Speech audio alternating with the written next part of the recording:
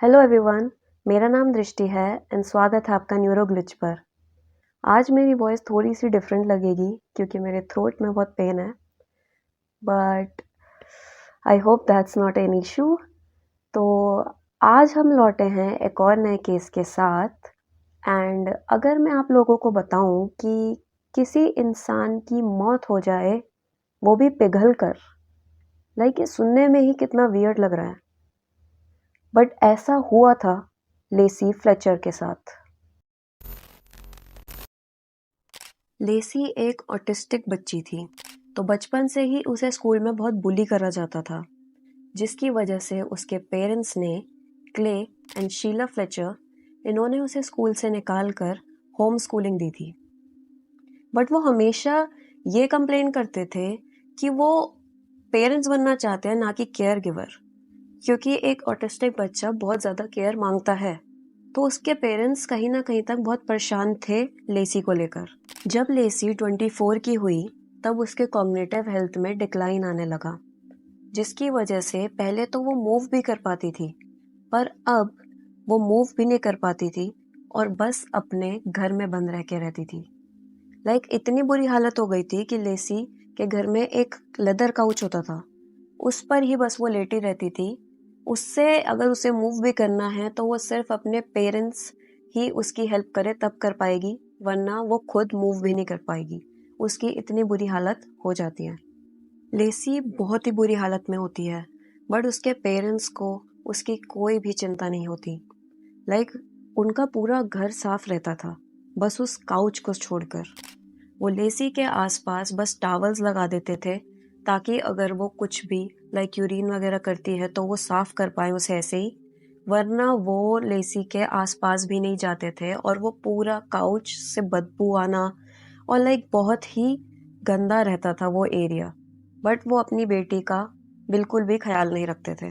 लेसी को वो खाना तक भी नहीं देते थे। बहुत दिनों तक वो भूखी ही रहती थी, जिसकी वजह से अब उसको उसके कपड़े भी फिट नहीं आते थे। लगता था बस उसकी बॉडी से गिर रहे हैं। ऐसी हालत हो गई थी लेसी की। उसके पेरेंट्स उसे बहुत दिनों तक छोड़कर वेकेशन पे चले जाते थे, उसे भूखा छोड़कर, और जैसी वो हालत में है उस गंदगी में, उसे वैसे ही छोड़ के वो चले जाते थे। एक दिन लेसी के पेरेंट्स उसे अकेला छोड़कर वेकेशन के लिए चले जाते हैं बहुत दिनों के लिए। तब लेसी की हालत इतनी बुरी हो जाती है, वो भूखी थी और उस काउच पे लेटी रही इतनी गंदगी में। उसके हाथों और पैरों पे कीड़े लगना स्टार्ट हो जाते हैं। कीड़े लगना बताऊं कब आता है कि जब तुम बहुत टाइम तक वहां पे या तो गंदगी हो और या तो कोई चीज सड़ना स्टार्ट हो गई है। और वो स्टेज लेसी का आ चुका था। उसकी बॉडी पे कीड़े लगना स्टार्ट हो गए थे। उसके आसपास चूहे मंडराते रहते थे और साथ ही में उसकी बॉडी पे मैगट्स भी आने लग गए थे। जब उस काउच को देखा गया जहाँ पे लेसी लेटी हुई थी, उस पे पाया गया था कि उसने कोशिश करी थी उठने की, बट वो इतनी बुरी हालत में होती है, इतनी माल नरिश्ड होती है कि उससे उठा भी नहीं जाता। वो उसी पेन में वो कोशिश भी करती है बट वो नहीं उठ पाती है। उसकी पूरी बॉडी यूरिन और फीसिस से कवर्ड होती है। काउच से उठने की बात क्या ही करें, लेसी की बॉडी काउच के कुशन के साथ डिसॉल्व हो रही थी। वो साथ में उसके फ्यूज हो रही थी। लेसी के बालों के अंदर और उसके बॉडी के अंदर भी मैगट्स पाए जाते हैं। वो उसे अंदर ही अंदर से खा रहे थे। स्टारवेशन की वजह से और ऊपर से उसे बोन इन्फेक्शन भी हो जाता है। इसकी वजह से लेसी को सेप्सिस हो जाता है, जिसकी वजह से एंड में शी डाइड। पोस्टमार्टम के दौरान ये भी पाया जाता है कि लेसी के फिंगर टिप्स के अंदर से फीसिस और साथ ही में जो कुशन था, जो काउच का कुशन था, उसके जो भी मटेरियल था वो पाया जाता है, और वही सेम मटेरियल उसके पेट से भी पाया जाता है। मतलब जब वो अपने मरने की कगार पे थी, तब वो अपने आसपास उसके वो जो भी मिल रहा था वो उसे खाने की कोशिश कर रही थी, क्योंकि वो इतना ज़्यादा भूखी होती है कि वो उसे जो भी मिल रहा था वो अपने आप को बचाने की कोशिश कर रही थी उससे।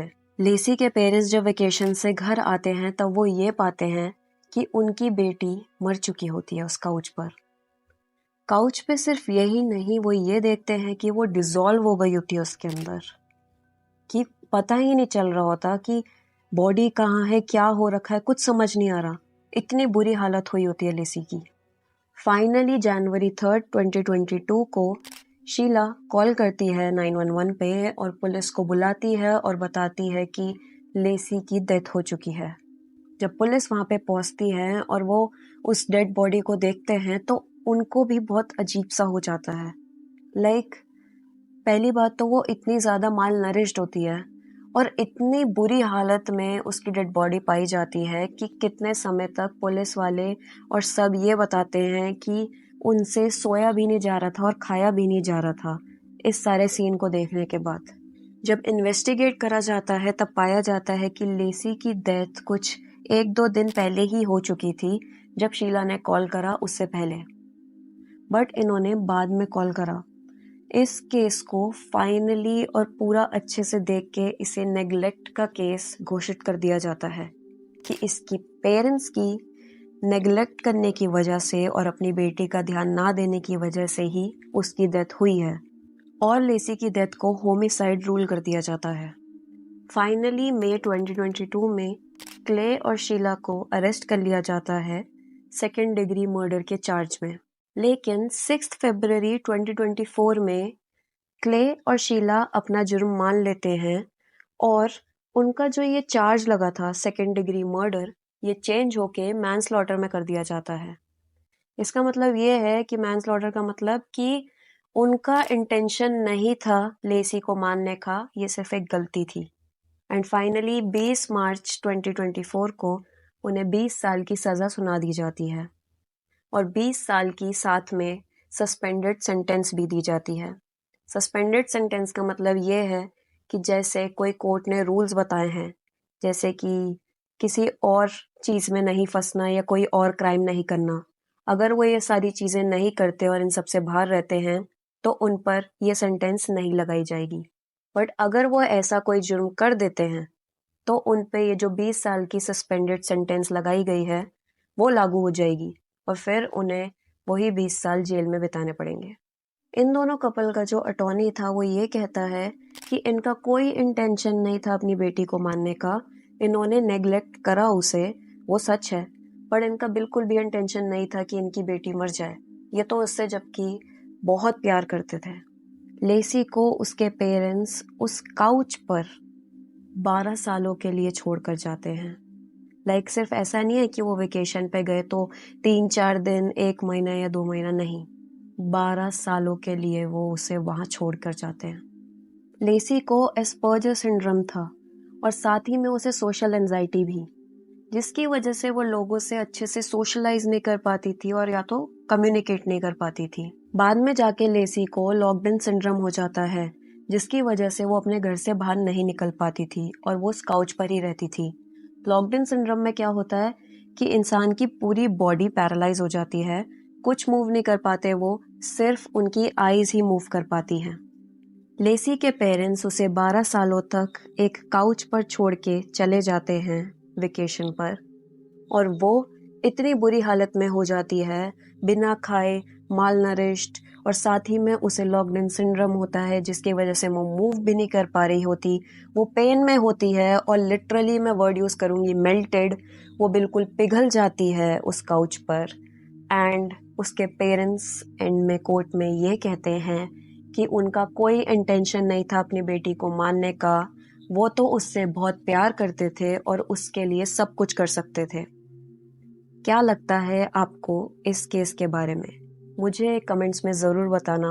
तो गाइज यही था melted on the couch Lacey Fletcher का केस। ये सोचने में ही परे है कि कैसे कोई पिघल सकता है काउच पर, बट ये लेसी ने खुद सफ़र करा था। अगर आपको ये वीडियो इन्फॉर्मेटिव लगी और आप ऐसी और वीडियोस देखना चाहते हैं और केसेस के बारे में सुनना चाहते हैं तो मेरे चैनल को सब्सक्राइब करिए और मिलते हैं मेरी अगली वीडियो में एक नए केस के साथ। तब तक के लिए अपना ध्यान रखिए। धन्यवाद।